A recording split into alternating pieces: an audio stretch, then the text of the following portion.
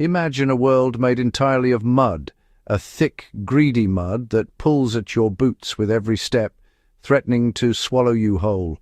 The ground beneath your feet is never solid, always shifting, always wet, and every movement is a struggle against the earth itself.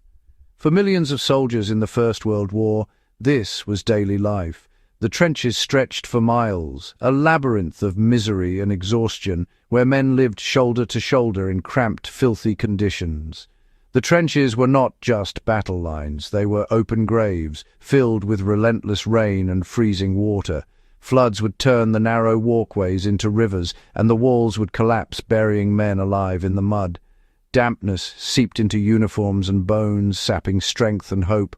The cold was inescapable, and the wetness clung to every inch of skin, making even the simplest tasks feel impossible. The environment itself was a killer. Trench foot, rotted away flesh, turning feet black and swollen, sometimes forcing amputations. Frostbite claimed toes and fingers, leaving men permanently scarred or disabled. The pain was constant, a reminder that the cold could be just as deadly as bullets or shells. Sleep came rarely, and when it did, it was in a rat-infested dugout, artillery thundering overhead.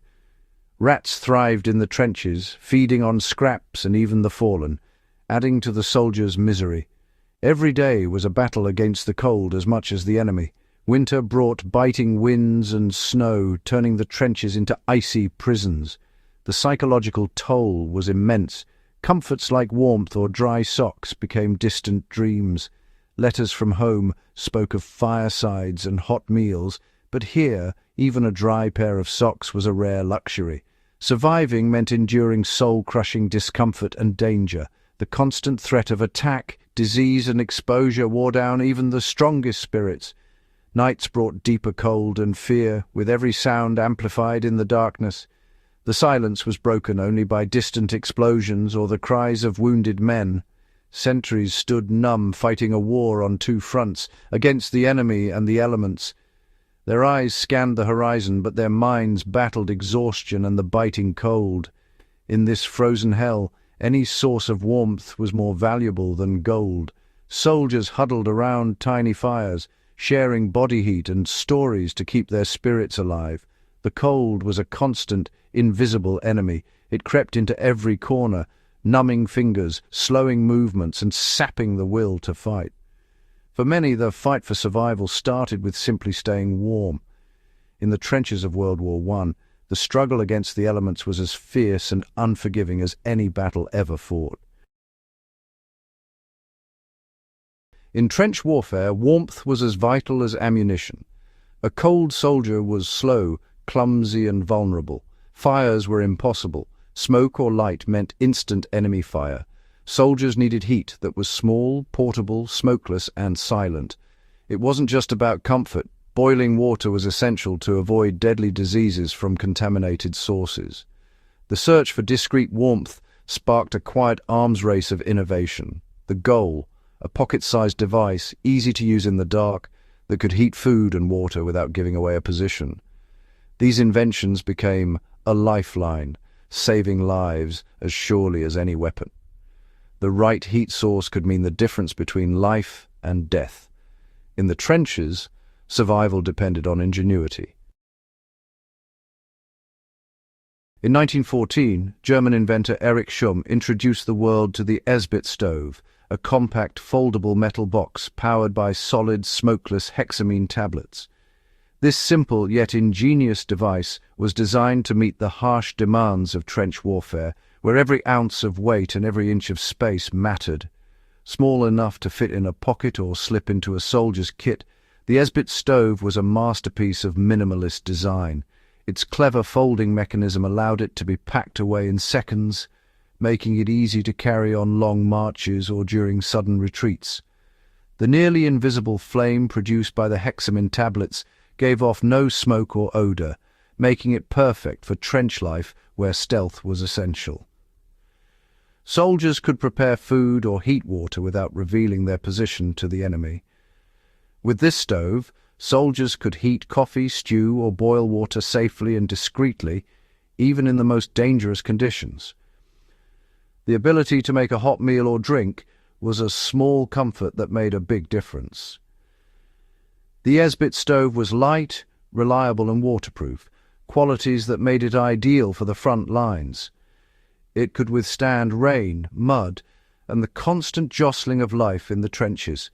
Its simplicity meant there were fewer parts to break or lose, and it continued to work even after weeks in a damp, battered pack. Maintenance was minimal, and soldiers could count on it when they needed it most. Issued widely by the German army, the Esbit stove quickly became a standard part of every soldier's equipment. It boosted morale and helped maintain health by ensuring access to hot food and drink. On a freezing night in the trenches, a hot drink was more than just a comfort. It was a lifeline, offering warmth and a brief escape from the cold and fear. The Esbit stove soon became an indispensable survival tool, valued not just for its practicality, but for the hope and normalcy it brought to soldiers far from home. Sometimes the smallest inventions, like the humble Esbit stove, make the biggest difference in the lives of those who need them most. The Allies, just like their adversaries, faced the same urgent need for silent, reliable heat in the unforgiving conditions of trench warfare. The cold, damp and mud of the front lines made even the simplest comforts, like a hot drink or meal, feel like a distant luxury. Enter the Tommy cooker, a catch-all name for small, portable stoves fueled by gelled alcohol or paraffin wax. These stoves were designed to be lightweight and easy to carry, making them ideal for soldiers constantly on the move or hunkered down in cramped trenches. Often bought by soldiers themselves, or lovingly sent from home in care packages, these simple tins burned with a low, smokeless flame. Their unassuming design belied their importance, as they provided a rare sense of normalcy amid chaos. Soldiers would carefully balance mess tins over the tiny flame to heat tea, stew, or even just water. The process was slow, sometimes frustratingly so, but it was safe and discreet, crucial qualities when enemy lines were just a stone's throw away. Over time, the Tommy cooker became more than just a tool. It became a symbol of resilience and ingenuity in the trenches, a small beacon of hope in a bleak environment. More advanced stoves, like the Swedish Primus, were highly prized for their efficiency and power, but their size and complexity made them less practical for the average soldier on the front lines. Improvisation was key. Resourceful soldiers often made their own stoves from empty tins, sand, and whatever fuel they could scrounge. This ingenuity sometimes came with risks, but the promise of a hot meal was worth it. Whether using official issue stoves or homemade contraptions, these devices gave soldiers a rare sense of control over their own comfort and well-being, even if just for a few precious moments. In the misery and mud of the trenches, a warm meal was more than just nourishment. It was a small but meaningful victory against the harshness of war. The personal stove, battered and blackened by use, was a vital tool for survival and morale, a humble companion that helped soldiers endure the long, cold nights at the front. Feeding entire companies on the front was a logistical nightmare. Hot food from field kitchens arrived cold and under fire. The solution, the fireless cooker or hay box, a heavily insulated box that kept food hot for hours without a flame.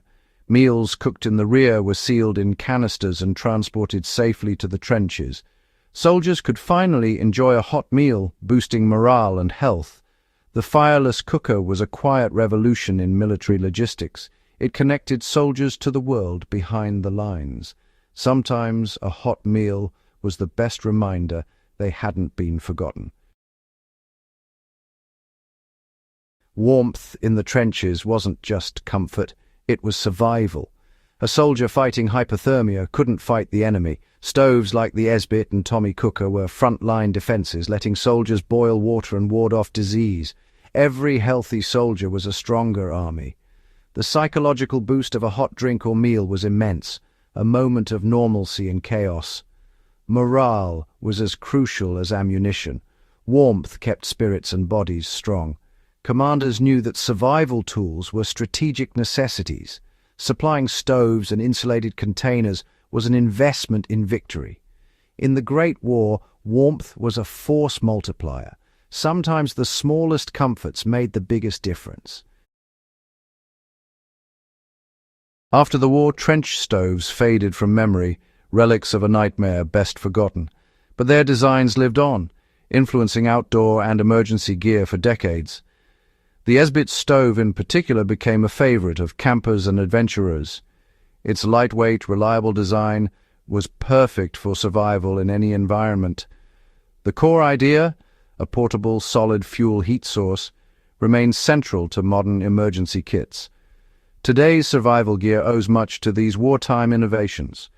The lessons of Flanders mud still shape how we prepare for disaster. The trench stove's legacy is quiet but enduring. It's a story of technology born in crisis, finding new purpose in peace. Sometimes the most lasting innovations are the ones that keep us alive.